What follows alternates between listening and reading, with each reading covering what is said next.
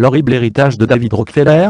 Balzac faisait dire à l'un de ses personnages, derrière chaque grande fortune se cache un crime. Dans le cas de David Rockefeller, il s'agit d'une forêt de crimes. La mort de David Rockefeller, le de facto patriarche de l'establishment américain à l'âge de 101 ans, est encensée par les médias de ce même establishment, comme celle de la mort d'un grand philanthrope et mécène. J'aimerais, si vous me le permettez, contribuer à une image un peu plus honnête de la personne en question. Le siècle américain Rockefeller, en 1939, avec ses 4 frères Nelson, John Detroit, Lawrence et Winthrop, David Rockefeller et leur Rockefeller Foundation, financèrent le top secret War et Peace Study à New York, et le Council on Foreign Relations, CFR, le plus influent club de réflexion de politique étrangère privée des États-Unis, qui était aussi contrôlé par les Rockefeller.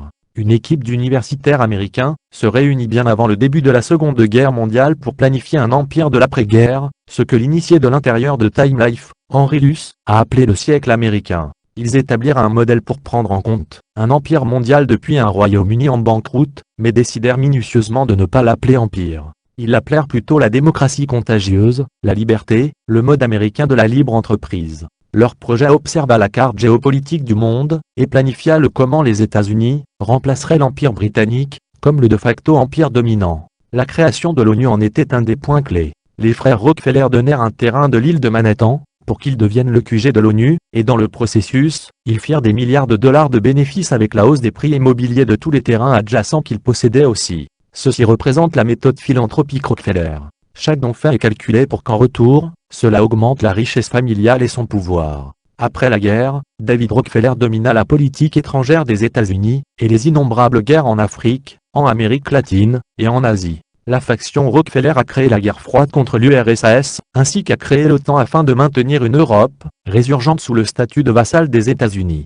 Comment il le fera a été documenté par moi-même en détail dans mon livre Recherche, de Goff Money. Je considère ici plusieurs exemples des crimes de David Rockefeller contre l'humanité. La recherche Rockefeller en biologie, contrôler les gens. Si la philanthropie devait être motivée par l'amour de son prochain, les dons de la fondation Rockefeller, eux, ne le sont aucunement. Prenez par exemple la recherche médicale.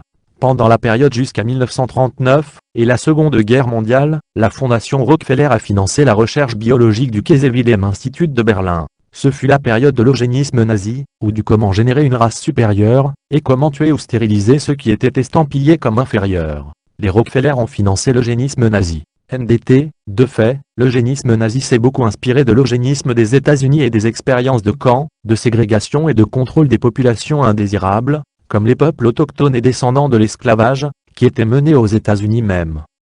L'entreprise des Rockefeller de la Standard Oil, NDT, aujourd'hui ExxonMobil, a aussi violé la loi états-unienne en suppléant secrètement l'armée de l'air nazie avec du carburant pendant la guerre. NDT, de fait, la Standard Oil a fourni les ingrédients chimiques pour la fabrication de carburant synthétique, et l'augmentation du taux d'octane, que les Allemands n'avaient pas en quantité suffisante, loin s'en faut. CF à ce sujet nos traductions des recherches de l'historien Anthony Sutton sur le sujet, compilé dans son livre Wall Street et la montée d'Hitler. Après la guerre, les frères Rockefeller arrangèrent, pour que les meilleurs scientifiques nazis impliqués dans des expériences sur des humains, soient amenés aux États-Unis, et au Canada sous des identités secrètes épurées, afin qu'ils continuent leurs recherches eugénistes, NDT.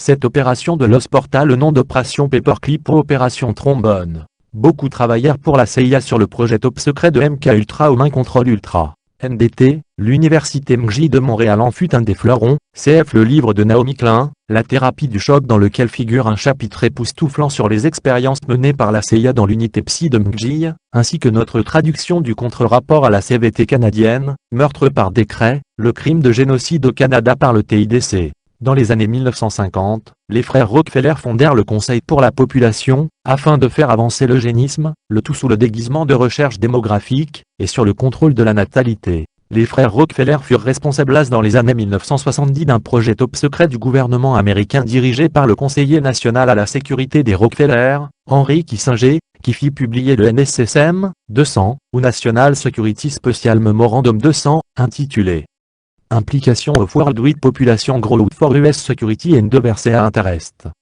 Ce memo, déclassifié il y a quelques années, argumentait que le taux croissant de démographie dans les nations en voie de développement ayant des matières premières stratégiques comme le pétrole, le gaz ou les minerais, était une menace à la sécurité nationale des États-Unis, car plus de population demande une croissance économique avenante, utilisant ses ressources de manière interne, SIC. Le NSSM, 200 créa des programmes de réduction des populations, et fit de la politique de contrôle démographique, une condition sine qua non pour obtenir de l'aide américaine. Dans les années 1970, la fondation Rockefeller pilotée par David Rockefeller, a aussi financé avec l'OMS, le développement d'un vaccin anti-tétanique spécial, qui limitait les populations du tiers-monde en rendant les femmes fécondes incapables de mener à terme toute grossesse désirée ou non. Cette opération s'en prenait directement au processus même de la reproduction humaine. La fondation Rockefeller a créé l'ensemble du domaine de la génétique et de sa manipulation, NDT, en remplacement de l'eugénisme, dont le terme avait pris une sévère claque depuis les atrocités menées par les nazis et les Japonais durant la Seconde Guerre mondiale, par sa prise majeure de participation dans l'entreprise Monsanto, et en finançant la recherche biologique universitaire pour créer le gène canon et autres techniques. Afin d'altérer artificiellement l'expression génétique d'une plante donnée. Le but des OGM ou organismes génétiquement modifiés, depuis le désastreux Philippine Golden Rice Project financé par les Rockefeller, a été d'utiliser les OGM pour contrôler la chaîne alimentaire animale et humaine. Aujourd'hui, plus de 90% du soja cultivé aux États-Unis est OGM et plus de 80% du maïs et du coton émanant de ce pays le sont également et pourtant, ces produits eugénistes ne sont pas étiquetés. Contrôler le pétrole. La fortune des Rockefeller est fondée sur le pétrole autour de compagnies comme ExxonMobil, Chevron, Texaco et d'autres. Le conseiller politique des Rockefeller depuis 1954, Henry Kissinger, fut impliqué dans tous les projets majeurs des Rockefeller. Kissinger a secrètement manipulé la diplomatie du Moyen-Orient en 1973, afin de déclencher un embargo pétrolier arabe à l'OPEP. Le choc pétrolier de 1973-74 fut orchestré par une organisation secrète que David Rockefeller créa dans les années 1950 appelée le Bilderberg Group, NDT. Première réunion au Bilderberg Hotel en Hollande en 1954. En mai 1973, David Rockefeller et les chefs des plus grandes entreprises pétrolières américaines et britanniques se rencontrèrent à Saltsjöbaden, en Suède, durant la réunion annuelle du Bilderberg, afin de planifier le choc pétrolier. Celui-ci serait alors blâmé sur les veulent sheiks du pétrole arabe. Ceci sauva la faiblesse du dollar et rendit les banques de Wall Street, incluant celle des Rockefeller, la Chase Manhattan Bank, parmi les banques les plus puissantes du monde.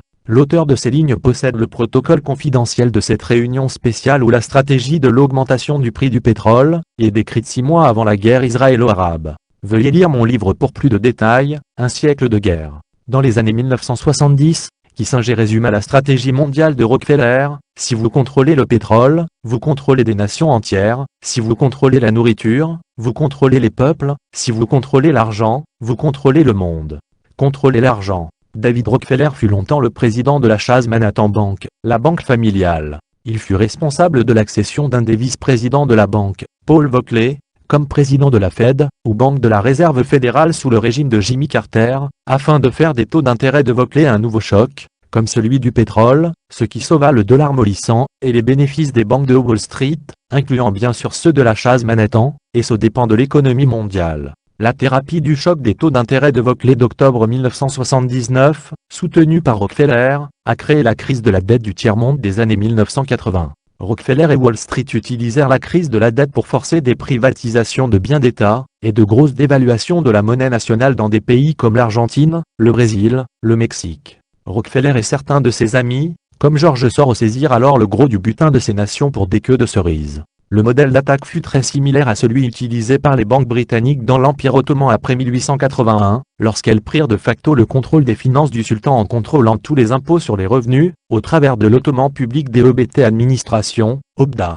Les intérêts Rockefeller utilisèrent la crise de la dette des années 1980, pour piller la vaste majorité des pays endettés en Amérique du Sud et en Afrique, utilisant le FMI comme leur flic. David Rockefeller était un ami personnel de quelques-uns des plus sadiques dictateurs militaires d'Amérique latine incluant le général argentin Jorge Videla, ou aussi le général Pinochet du Chili, les deux devant leur pouvoir à des coups d'état de la CIA, arrangés par le ministre des Affaires étrangères d'alors, Henry Kissinger au nom des intérêts de la famille Rockefeller en Amérique du Sud. Au travers d'organisations telles que la Commission trilatérale, Rockefeller fut l'architecte le plus important de la destruction des économies nationales, et de l'avancement de la soi-disant mondialisation, une politique qui bénéficie principalement aux plus grosses banques de Wall Street, et de la City de Londres et quelques entreprises transnationales sélectionnées, les mêmes qui sont des membres invités de sa commission trilatérale. Rockefeller créa cette commission en 1974 et donna à son protégé et ami Zbigniew Brzezinski la tâche de choisir ses membres en Amérique du Nord, au Japon et en Europe.